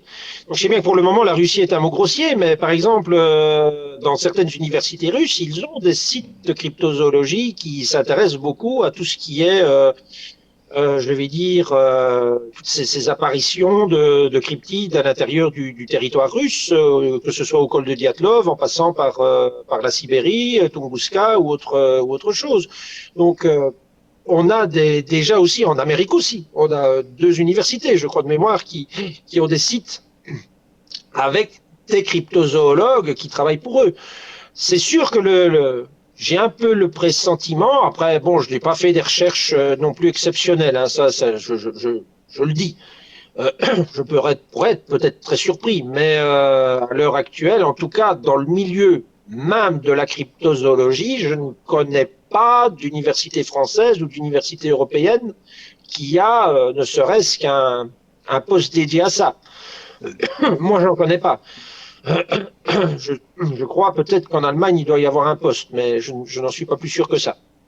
Donc tout ça pour dire que oui, il est clair qu'en milieu européen, pour le moment, la cryptozoologie, c'est de la zoologie, et que la zoologie s'intéresse plus forcément à toutes les espèces de vers et d'insectes que l'on peut trouver en Amazonie, parce que chaque jour, on trouve des nouvelles espèces, chaque jour, de nouvelles espèces sont découvertes. Hein. Euh, mais sur des insectes, sur des petits mammifères, sur des choses comme ça, dans des milieux très reculés comme l'Amazonie, l'Afrique centrale ou des choses comme ça, que sur des espèces de grands mammifères qui pourraient exister quelque part, parce que tout simplement on n'y croit pas. Mm. On ne croit pas que ces espèces puissent exister parce qu'on se dit que ça fait tellement longtemps qu'on occupe le terrain qu'on les aurait vues. Oui, oui. Donc, si elles n'existent pas, ben faut pas les chercher, voilà, Mm. Donc raison tout de simplement. plus, Faut raison pas de avoir de plus. complot en fait. Hein. Oui, oui. Honnêtement, moi personnellement, je suis pas complotiste. Si en fait les universités les cherchent pas, c'est parce qu'en fait elles ne croient pas à leur existence, tout simplement. Donc pour elles le problème est réglé, ça n'existe pas et donc faut pas chercher un complot, le grand complot mondial, comme quoi qu'on nous Oui, cache ou plein de trucs, c'est peut-être etc. pas Quoi. l'intérêt majeur pour eux aussi. Voilà, c'est pas voilà. Ils n'ont pas d'intérêt, pas de truc. À la limite, on irait plus chercher du côté des militaires, il y aurait peut-être plus un intérêt à ce qu'on les trouve que le scientifique lambda, quoi. C'est fort probable. Et alors en tout cas, est-ce que, comment dire, alors moi ce livre, je dirais que, parce que là beaucoup de gens, quand ils voient le mot cryptide, se disent en quête de preuves, peut-être qu'ils se disent que c'est un livre où on va parler de plein de théories, où il y aura plein de témoignages et tout. Sachez que vous faites fausse route, hein. Voilà. Oui, Là non, c'est pas un vraiment, livre. c'est un livre complètement à part de ce qu'on peut trouver à l'heure actuelle dans le monde de la cryptozoologie. Et je pense qu'il fallait que, ben, j'ai pas, enfin, ce genre de livre avec vraiment qui amène donc des bases solides, qui montre comment ben, enquêter, comment procéder de la meilleure façon possible à notre humble niveau, j'en ai pas vu. J'en ai pas lu non Non. plus. Là, à l'heure actuelle, si tu fais pas ça, personne ne peut prendre connaissance de toutes ces fondations essentielles. Donc, pour moi, je pense qu'il était primordial de le faire et je suis content que tu l'aies fait et que ça soit toi parce que je trouve que c'est un livre simple qui te ressemble. Il n'y a pas de fioriture, quoi. On va direct dans le vif du sujet. C'est clair, c'est explicite. Il n'y a pas de. Voilà, je trouve ça. Voilà, ouais, je trouve ça simple. Simple à lire, simple à comprendre, alors que normalement, on parle sur des. Enfin voilà, c'est un petit. Ben, c'est des tests scientifiques, mais c'est pas chiant à lire. C'est pas chiant à lire et au contraire, je trouve que ça va. Même quelqu'un qui n'est pas passionné par les cryptides, je trouve que le livre peut lui donner cette envie de partir sur le terrain juste pour utiliser, tu vois, hop, le petit formulaire de fin pour enquêter et tout. Je trouve ça vraiment sympa. Donc après, moi, je suis pas journaliste, donc émettre des critiques sur quelque chose, sur un livre comme ça qui, d'après moi, devait absolument voir le jour. Hein, vraiment, ça me paraît vraiment important parce que ben, trop de monde, surtout en 2022, comme tu l'as dit auparavant, avec tout ce buzz, avec la plateforme YouTube, où où il est très facile de duper les gens, et je le dis souvent quand je suis sur le terrain, je me dis, il serait tellement facile de mettre un truc là, de faire un bruit ici, de faire passer quelqu'un. Ça serait très très très facile Mhm. de duper les gens, Oui. et tout en étant crédible en plus. Donc voilà, il faut faire attention à ça. Et, et je pense que si on veut faire les choses sérieusement, et ben voilà, maintenant on a un outil, parce que ce livre finalement c'est aussi un outil. Mhm. Et je te remercie pour les fleurs. Oui, il est clair que ne venez pas prendre ce livre en pensant avoir les derniers témoignages sur les derniers cryptides, etc. C'est pas ça. J'y ai tout un opus de présentation des cryptides. Je présente une vingtaine d'espèces différentes de cryptides que j'ai pu dénicher, où j'essaye, sur base de preuves factuelles solides, qui sont essentiellement, hélas, des témoignages, de donner aux gens, si ça existe, voilà à quoi ça doit ressembler. Donc, si ça existe, essayez plutôt de chercher vers ça. Parce qu'il semble en fait qu'un faisceau de présomption fasse penser que l'espèce ressemble à ça, à ça, à ça, à ça, comme ça, sur base de témoignages. J'ai dit d'ailleurs que j'avais cherché soit des témoignages de gens qui pouvaient perdre totalement leur crédibilité en venant faire quelque chose de totalement farfelu. Donc, des notaires, des notables, des gendarmes, des pompiers, qui n'ont vraiment aucun intérêt, ni financier, ni au niveau de leur propre prestige, de venir inventer quoi que ce soit. Ou alors, je recherchais au moins des faisceaux de témoignages avec minimum 10 à 15 personnes qui reviennent toujours avec le même type de témoignage. Pour essayer de sortir à ce moment-là un fil, une trame à ce qu'ils ont vu et permettre ainsi aux gens de se dire bon ben voilà, aujourd'hui c'est une trace de, ça pourrait être ci, ça pourrait être mi. Déjà donc éliminer tout ce que ça ne peut pas être, hein, parce qu'il y a aussi un gros chapitre sur la faune sauvage où je montre des traces de comment je vais dire, des traces de loup, je montre des traces de renard, des traces de chevreuil, des traces d'ours, pour que les gens puissent éliminer directement sur le site. Non, mais c'est pas une trace de loup-garou, c'est une trace de loup, ou c'est une trace de. Et d'autre part aussi, bon, ben maintenant j'ai la chance de, ben voilà vers quoi je dois aller chercher quoi. C'est un Mothman, ben je vais le chercher là-bas et voilà à quoi ça à peu près ça devrait ressembler sur base de tous les témoignages de Mothman que j'ai trouvé crédibles lors de mes recherches. Aussi, enfin là au passage, d'ailleurs, je remercie beaucoup mon épouse et même toi pour le coup de main, parce que si l'écriture du livre a été assez rapide sur tout ce qui était en fait la. Je suis assez rapide quand j'écris un livre en 15 jours. En règle générale, il faut que ça sorte. Hein, donc, je fais ça matin, midi et soir. Donc, si toute la première partie sur la collecte de preuves, j'ai fait ça toute ma vie, donc ça coulait de fil blanc. Cette deuxième partie, en fait, a pris presque 6 mois de recherche intensive à trouver des informations sur les cryptides pour sortir quelque chose de valable et pas quelque chose qui pourrait être de l'ordre du on-dit. Donc oui, là, ça a été la partie la plus importante. Alors la deuxième question, je ne m'en souviens plus, mais pour rebondir, mais voilà. Non, mais il y avait pas d'autres questions. C'était. Voilà. Alors attends, t'as fait une faute à Montman, t'as oublié le H. Ah, parfois, ça peut arriver, oui. Ouais. Et Mais il y a des Botman où peut-être il manque un H. Donc, à la prochaine, c'est pas grave. Parce que voilà. comme je te dis, ce livre respire la simplicité. Voilà. On sent vraiment que c'est toi qui l'as écrit parce que quand on te connaît, ben, voilà, ça coule de source. Et voilà, et je trouve qu'en plus d'être un livre, comme je me répète, mais c'est un outil de travail vraiment. Et ça va permettre de ne pas faire n'importe quoi et surtout de se prémunir du danger. Non, le but, c'est ça. Il faut que ce reste un plaisir.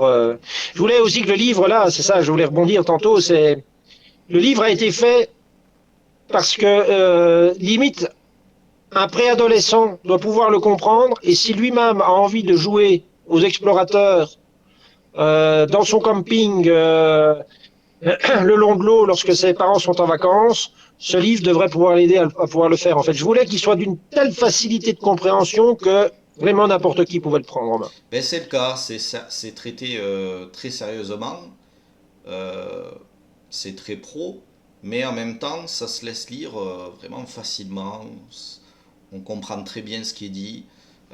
Donc voilà, c'est vraiment je le répète tout le temps, mais c'est simple. Simple et efficace.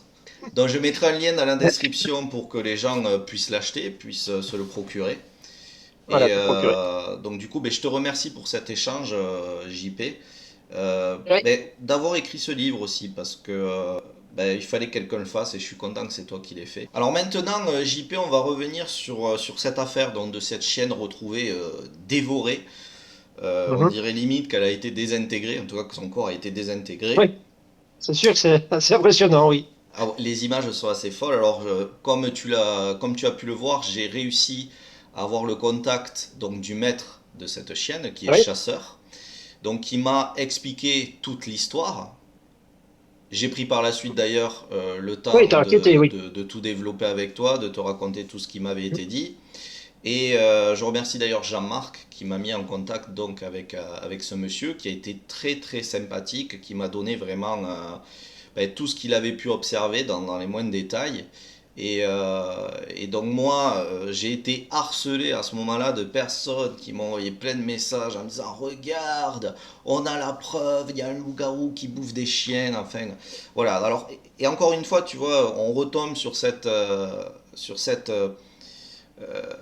affirmation qui me dérange, où les gens, Oui, ils arrivent, ils sont là, ils te disent, regarde, c'est un loup-garou, il a bouffé le chien, regarde, c'est la preuve. Mais waouh, et c'est assez pénible.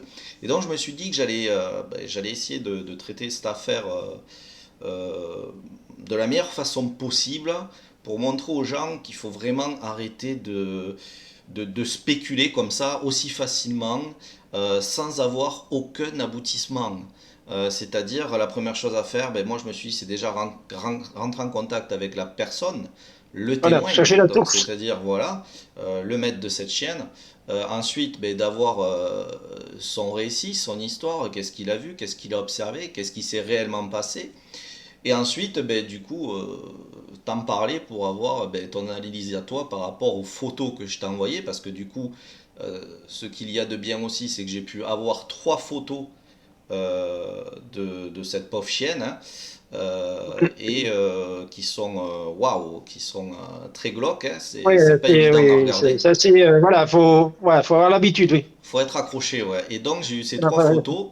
Et alors il y a des, alors je crois que, voilà, il y a un os quand même hein, qui a été retrouvé. Donc c'est vrai que la Oui, photo qui a été publiée dans la presse montre qu'il reste plus rien. Mais il restait quand même quelques os, mais c'est le maître de la chienne du coup qui les avait oui, récupérés. Voilà, ça c'est oui. important de le préciser aussi. Donc c'est pour ça qu'il faut faire aussi une enquête avant de suite aller dans de l'affirmation. Toi, par rapport aux images que tu as reçues, par rapport au témoignage de cette personne, tu en penses quoi? Bon, bon, bien sûr, je ne suis pas dans la foi, hein, donc je suis parti d'un a priori tout à fait normal. Les choses simples sont simples et doivent le rester. Donc c'est ni pour débunker pour le plaisir, ni pour faire du buzz. J'ai pris tous les faits les uns derrière les autres et j'ai vraiment analysé le dossier. Alors évidemment, encore une fois, j'ai eu 3 photos en face de moi. J'ai aussi eu les informations qui étaient en reliance donc avec ce que t'avait dit le propriétaire du chien. Et j'ai mes connaissances personnelles. Il faut savoir, je peux comprendre que ça fasse le buzz, les agressions avec cannibalisme chez les canidés sont quand même honnêtement excessivement rares. Donc, un chien va parfois tuer un autre chien, mais il va rarement le dévorer. Un loup va parfois tuer un chien, mais il va rarement le dévorer aussi. Donc ça, il faut le comprendre. Je peux comprendre donc que ça paraisse vraiment très surprenant. Mais c'est pas parce que c'est excessivement rare que cela ne peut pas arriver de temps en temps. Bon, sur base des photos que j'ai vues, sur base du témoignage, le monsieur a quand même bien spécifié qu'il avait vu donc un grand loup de bonne taille lui-même, sans préciser qu'il était sur 2 pattes, comme un loup-garou, Moi, comme ci, comme lui, comme machin. Il a un dit que gros c'était loup, un loup. mais voilà, un loup comme on a l'habitude de voir, mais voilà, un gros loup, quoi. Il a bien précisé aussi que il y avait du bruit environnant, donc il pense en tout cas, il est même certain, lui, donc qu'il y avait plusieurs spécimens qui étaient sur le lieu du décès de sa chienne. Moi, je suis désolé, mais j'amène la crédibilité au témoignage. Si le monsieur avait dit qu'il avait vu un loup-garou, je dirais, ok, c'est sûrement une attaque de loup-garou, mais il me dit qu'il a vu un loup. Si on doit croire les gens qui ont vu des loups-garous sur parole la nuit en disant ils ont vu un loup-garou, il faut aussi croire les mecs qui disent ils ont vu un loup. Faut être logique, d'accord? Donc, oui, c'est probablement, j'ai regardé les photos, on voit bien qu'autour de l'animal, l'animal qui l'a dévoré n'était pas tout seul. On voit bien qu'il y a une large plage, tu montreras bien entendu la photo, mais il y a une large plage, en fait, si vous regardez bien avec un œil un peu averti, vous voyez que les feuilles ont été dégagées, vous voyez que la terre a été travaillée, ça veut dire qu'il y a plusieurs animaux qui se sont mis autour d'elle pour dire de la dévorer. Alors on va dire, c'était rapide, c'était une grosse chienne, d'accord, mais il faut savoir qu'un loup adulte peut manger jusqu'à 14 kilos de viande en un seul repas. Là, on est à la période de l'automne, ça veut dire que c'est plus des louveteaux qu'on a en face de soi. C'est une meute, je vais dire, de loups qui sont adultes. Chacun peut se faire 6, 7, 8 kilos de viande de manière très rapide. Alors, les preuves que c'est comment je vais dire, une attaque de loup, en fait, c'est que notamment les os ont été brisés. Ce serait une attaque de lynx, par exemple, les os n'auraient pas été brisés. Le lynx, par exemple, ne brise pas les os.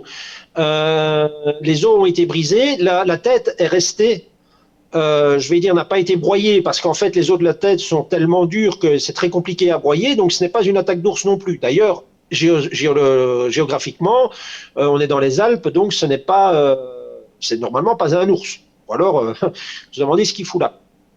Donc, c'est malheureux pour cette chienne, mais en effet, la thèse et l'hypothèse d'une meute de loups affamés qui s'est attaqué directement à cet animal et qui l'a mis en pièces est totalement valide. Et bon, même si je ne suis pas souvent d'accord avec les rasoirs d'Occam, c'est les rasoirs d'Occam en science, c'est la théorie qui dit que de toute explication, c'est toujours la plus simple qui doit l'emporter par rapport à l'ensemble des explications possibles et imaginables. Donc oui, il y a de grandes chances que ce soit en effet une meute de loups qui ait attaqué cette pauvre chienne, quoi. Alors pourquoi elle, pourquoi pas d'autres? Bien, je vais dire, parce qu'elle était au mauvais endroit au mauvais moment. Est-ce que les loups n'étaient pas affamés? Est-ce que ça faisait longtemps qu'ils n'avaient pas mangé? Pourquoi, voilà, aller au point du cannibalisme? L'effet de cannibalisme, même chez les êtres humains, on sait que dans des conditions spécifiques, il peut y avoir des effets de cannibalisme, sans parler de pervers complètement dingues dans leur tête. On a des accidents d'avion en pleine montagne, il y a des gens qui en ont mangé d'autres, donc sachez-le. D'autres espèces possibles qui auraient attaqué cette chienne, oui, peut-être les sangliers, oui, mais bon, autour de l'animal, moi j'ai quand même repéré au moins 2 traces de pattes de canidés.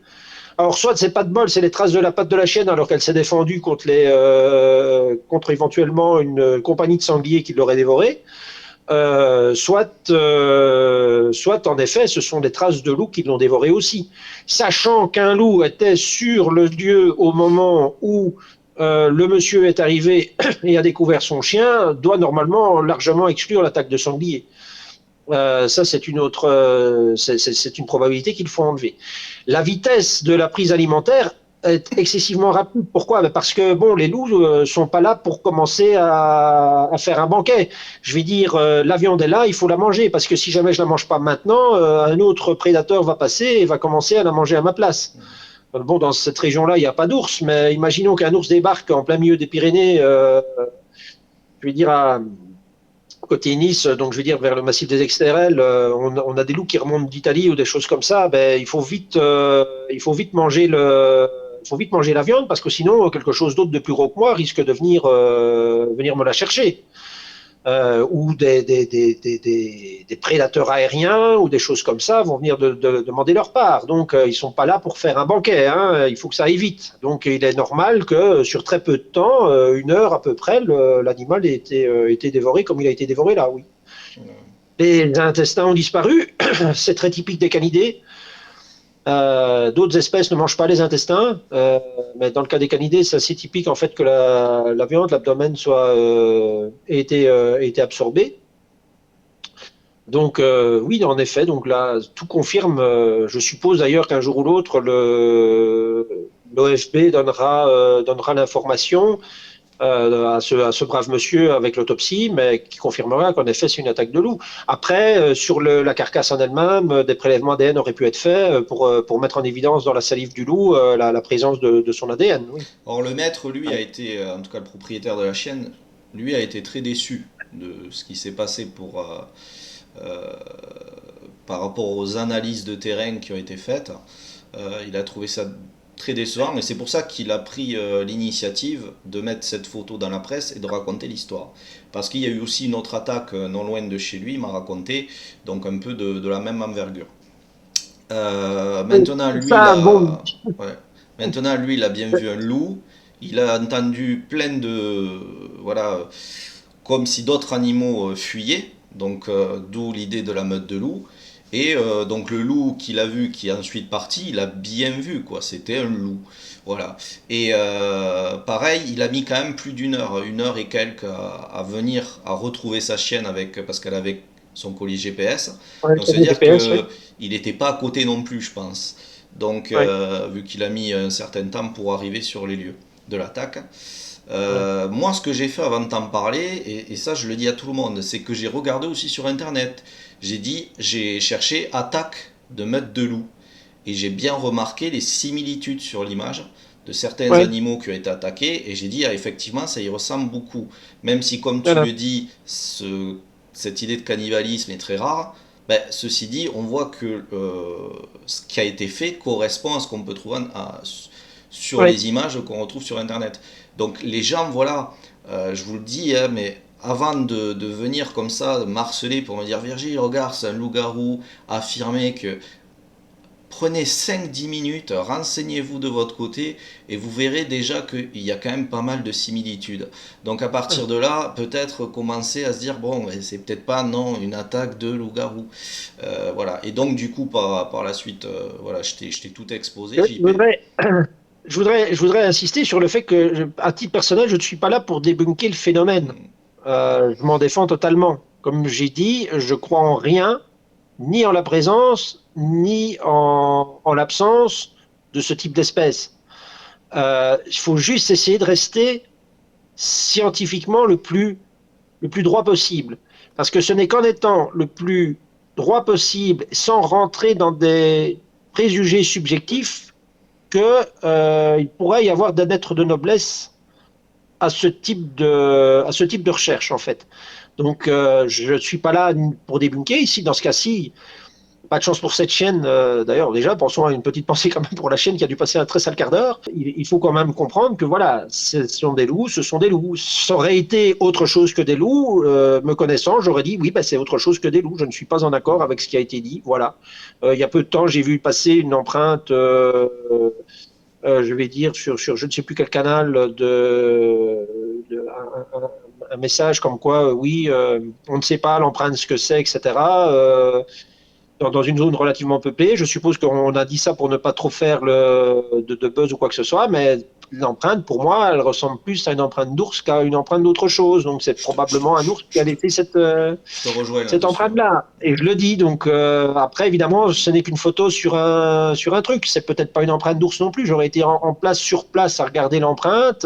J'aurais dit non, c'est pas une empreinte d'ours. Par photo, je dis pour ça que dans toutes les interventions que je fais sur ta chaîne, je dis toujours, les conditions dans lesquelles j'ai pu analyser les informations, c'est comme ça, sur photo, sur ci, sur mis, sur place, etc. Pour pas laisser d'ambiguïté. Euh, et quand je vois quelque chose, je le dis. Et si ça va dans le sens de la quête, c'est tant mieux. Si ça va pas dans le sens de la quête, c'est tant mieux aussi, parce que ça veut dire que le travail est bien fait. C'est Voilà. ça. C'est ça. D'accord? Et puis Voilà. moi, ça m'évite aussi, c'est pour ça que je voulais revenir que j'ai traité cette affaire avec toi, c'est que ça m'évite dans le futur d'avoir des gens qui reviennent comme vous l'avez fait avec cette photo de cette pauvre chienne en me disant et affirmant que c'est un loup-garou. c'est pénible. Voilà. Prenez 5-10 minutes, faites des recherches vous-même et vous verrez qu'il y a des choses quand même qui sont similaires. Et donc voilà, ne pas crier de suite au loup-garou. Puis il faut savoir aussi qu'il faut avoir aussi les droits de l'image. Donc quand vous envoyez ces images et tout ça, donc, certes, ça reste une image de la presse, mais bon, moi j'ai eu les autorisations des images, j'ai eu le droit de les partager avec JP aussi. Donc voilà, il y a des choses qui se font en amont aussi. On ne peut pas publier ça comme ça et dire voilà c'est un loup-garou. Donc faites attention aussi quand vous m'envoyez. Voilà, en tout cas, parce que ça a été, je t'avoue que ça m'a sacrément gonflé tout ça, mais bon, après ça peut se comprendre. Mais voilà. En tout cas, merci de m'avoir aidé là-dessus sur cette affaire, JP, c'était cool. Pas de soucis, jusqu'à la prochaine. Et puis ça permet aussi aux pauvres propriétaires aussi d'être rassurés sur ce qui s'est réellement passé et que ce qu'il a vu, oui, coïncide en tout cas avec ce qui est probable sur les photos. Oui. Voilà. Donc on n'ait pas déformé ses propos à ce pauvre monsieur. Voilà. Bah, écoute, merci beaucoup, on va s'arrêter là. Pas de soucis. Et puis de toute façon, nous on se retrouve très bientôt, donc bonne fin de journée. Quand tu veux, pas de problème. On n'oublie pas de rester connecté au mystère. Et JP, ouais, on vous dit salut, bye bye. Allez, salut, au revoir.